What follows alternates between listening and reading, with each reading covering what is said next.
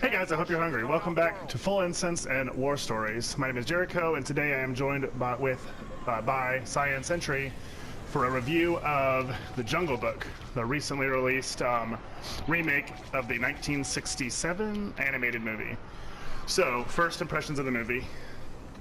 Overall, solid. It was good. It was enjoyable. They didn't take a lot of risks, but I guess, you know, they wanted to play it safe or whatever. Yeah, I feel as if I was disappointed with the movie, and I thought it was well made and good, like in the abstract and on paper, but I did not really care for it. I thought that it kind of dragged in parts. It was very predictable. Like, I was bored in the movie, not because it lacked action or because the flow was bad, although it could have been better, but because I knew what was going to happen, because there were a few added plot elements. And by the way, there'll be spoilers in this review because it's a 50-year-old movie, yeah. And nothing really has changed. But besides those few, there were a few changes here and there, mostly revolving around the wolves that raised Mowgli having a bigger role in the plot. Yeah. And apparently this was a lot closer to the original book by Kipling. So that probably came a lot from that. I didn't realize this match was so close to the end. We did it. Good job. The CGI was incredible, though. Yeah, it definitely was well made. The music was really good. Mm-hmm. The CGI is probably the best movie CGI I've ever seen. I mean, you know, usually when you see CGI, it looks kind of like almost glowy in a way, and as good as it may look, it just looks a little out of place. But this looked like filmed animal actors that were just, they happened to be able to talk. And the one human actor, I think his name is Reith Sathi or something like that. He was great. He was incredible, like a revelation for being, especially like considering this is his first major thing. Yeah. And it was all almost entirely green screen. Yeah, for with him. nothing to go off of, and he killed it. Yeah, it was. Yeah, I thought he was excellent. Probably the best part of the movie to me was that in the CGI, and most of the voice actors were excellent and well chosen most too. Of them. Idris Elba voiced Shere Khan, great. He was the standout to me. To me, the standout was Ben Kingsley, who played Bagheera. He was perfect. Yeah, that's fair. He was. I couldn't, like, Bagheera was always had a special place in my heart since I first watched Jungle Book. I'm not really quite sure why, but I've always had a very strong affinity for the character, and I was completely happy with that performance. Yeah, he seemed very similar to his animated movie counterpart, more so than probably any other character. Right. The less successful actors to me were Scarlett Johansson as Kaa and Bill Murray as Baloo. And to me, they had similar problems. Both of them seemed to not really be invested in the role. Like, when you took Ben Kingsley's performance or Idris Elba's performance, it seemed like they knew the story, they loved the story, they were really into it, whoops, and they just, I don't know, they were in the role. They were playing that character. Right. But it was Bill Murray more than it was Baloo, and it was definitely Scarlett Johansson more than it was Kaa. Yeah, she could have done something with her voice to indicate that she was not human. Like, she has more like sibilance and seductiveness in her voice as Black Widow than in this role, which is 100% all about that. Right. I really don't understand. I was interested to see where they would go with it, because it's usually, I would think of it as more of a male role. So I was looking forward to seeing how a female would play it and everything, and that part of it was fine. It was purely just no voice changes at all. Like, it just sounded like Scarlett Johansson doing an interview and just saying the lines. And like the only, like, she did it with like "Trust in Me," which is, you know, the classic line or whatever, and that was nice, you know, that was cool and all, but It was a big letdown. I thought she would be a really good, interesting choice for the part, and that was like some of the risk taking that the rest of the movie lacked was that casting, but it ended up not paying off for them. The other big, I guess, kind of stunt casting was Christopher Walken as King Louis. That was pretty cool. But I thought that was far more successful. Yeah. He played it as kind of more like a gangster than like the crazy, king of nothing, or like in the animated movie. Right. But I thought it really worked, and you may not know because the trailers really didn't show any of it up. But there are still 2 songs. They still do Bare Necessities, and King Louis' song "I Want to Be Like You" is still in the movie. It was weird for me because I feel like they should have done either 1 song or 3 songs. Having just 2 songs was kind of strange. Like, I feel like they should have had something else in the beginning that would indicate it would be that sort of thing. Like, even, some background characters having a little something, but Right. they didn't. It was just like Baloo had his song, which fit perfectly in what was happening with the storyline and with the characters and everything. It fit great. But then you had this big, hulking, intimidating, scary boss, which was King Louis, and he just breaks into a scat song, and it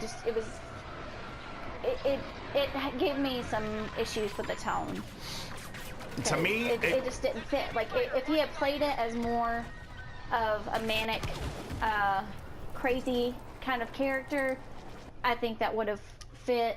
But or if he had just played it straight, that would have fit. But the way he did it, to me, it didn't work. But you disagree, right? Yeah, I thought that he was just like it wasn't out of being crazy. It was just like drunk with power. You're in my house now. Yeah, I'm just gonna sing at you. Or it was like in musicals where they're not really singing. It's just for the audience. Like, they're just getting the points across, and we're not meant to really think that he's actually sitting there singing at him. But I don't know. It definitely. Although so in this version, King Louis is a Gigantopithecus, which is like an ancient, giant monkey. So there are some new, like, you can't say, an ape like me, like in Want to Be Like You. So they add some lines of him being a Gigantopithecus, and that's like the one creative streak in the entire movie to me. So that was one reason why I was willing to forgive the song kind of being tonally dissonant, just because it was my favorite part. So, another sort of strange part to me that I honestly, it's been a long time since I've read the original book. He doesn't go to the man village at the end. He just lives in the jungle. And I don't know if that's how it is in the book. I don't know. It's certainly not how it is in the animated movie. I don't think that is how it is in the book. I think, like, I don't know, because I haven't read it, but it seemed to me that it was against the moral. Well, I don't know. I mean, I guess the moral is like sticking with your pack or whatever, but... Well, the movie seemed to be more about play to your strengths. Yeah, true. Like, the whole movie, they're talking about, okay, you're doing all this stuff, like with tools and rope and everything, but they're just tricks. That's not how you... Right, there's no place for that in the jungle. There's no place for that in the jungle. That's not how Wolf does it, which, of course, he's raised by wolves, so he's trying to fit in as a wolf. And at the end of the movie, he has a revelation that he's not a wolf. He needs to fight like a man. Mm-hmm. And that's how he eventually, he outsmarts Shere Khan. And that was really a cool moment for me, just to see him work it out and come up with a plan on the fly, outsmart this predator. That was a really, really awesome moment. Now, this kid is like a super genius. Yeah. Like, earlier in the movie, when he first meets Baloo saves him from Kaa, which I believe is also what happens in the animated movie. I think so. But it's been forever since I've seen it. To pay him back, Baloo wants Mowgli to help him get some honey, and later on, Mowgli just builds this ridiculous contraption to safely retrieve the honey, which is cool. It's another thing that just looks really good. Yeah. Again, I don't know if I can say enough about the CGI, because it was gorgeous, and it was realistic, and like the way a lot of the characters moved, every animal moved like that particular animal should move. They weren't so anthropomorphized, is that the right word? Yep. That they lost their species. Like the wolves, they moved like wolves. Their eyes, their ears, the way they stand, everything was, they must have done insane studies. And research, Yeah, and just like animated exactly from real life animal movements because it was perfect. I'm having internet troubles again. I'm really sorry about this. It's nothing I can do. We'll just keep up. We'll just keep trying. But except for the I can't say it. Gigantopithecus. Oh, Gigantopithecus. Yeah. He moved more like a person, but I think that might have been a character choice because he is trying to be like a man. Right. Yeah, definitely. I hope you know that I was glitching through space. Don't take any joy in that kill. But on the one time that the visuals were not excellent was at the end of the movie. It's the fight scene with Shere Khan is at night. And there's a huge brawl, like all the animals, of course, have like this big rally together to help Mowgli. And he's not so bad, man, isn't so bad. Right. But you can't see what's happening because it's so freaking dark. So dark, and a lot of movies. I understand what they were trying to do with the realism because a lot of movies will have this scene that's supposed to be in complete darkness, but you can somehow see everything. And I get what they were, they were trying to make it more real, but. I mean, make it a full moon or something. Come on. We couldn't see hardly anything. Like, you could see faint, gleaming outlines of animals, and that was about it.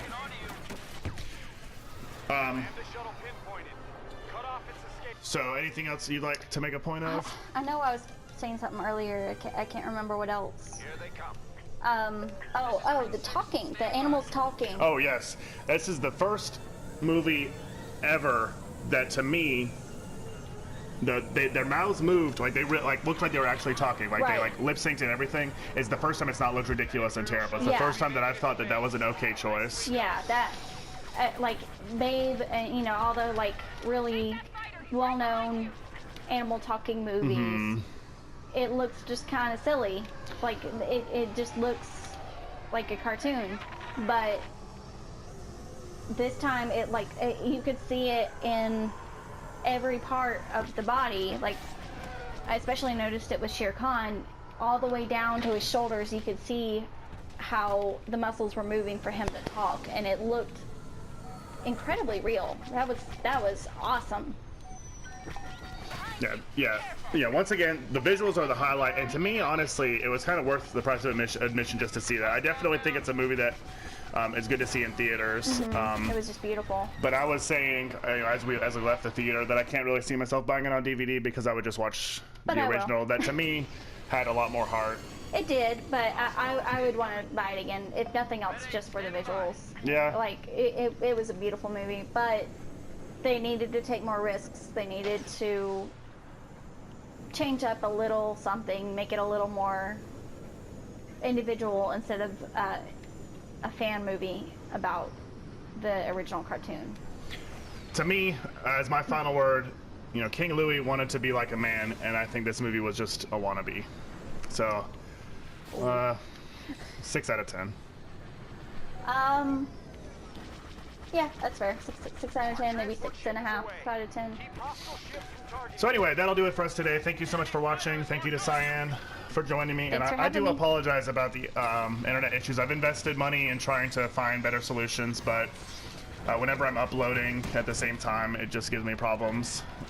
So I do apologize. Hopefully you stuck with it, and I appreciate it if you did. Make sure you subscribe so you don't miss War Stories every Tuesday and Thursday. You can see more content just like this, hopefully with the internet working. Make sure you leave a like if you liked it, a dislike if you didn't. Tell me why in the comments below, and I'll see you next time. I don't know about you guys, but we're full.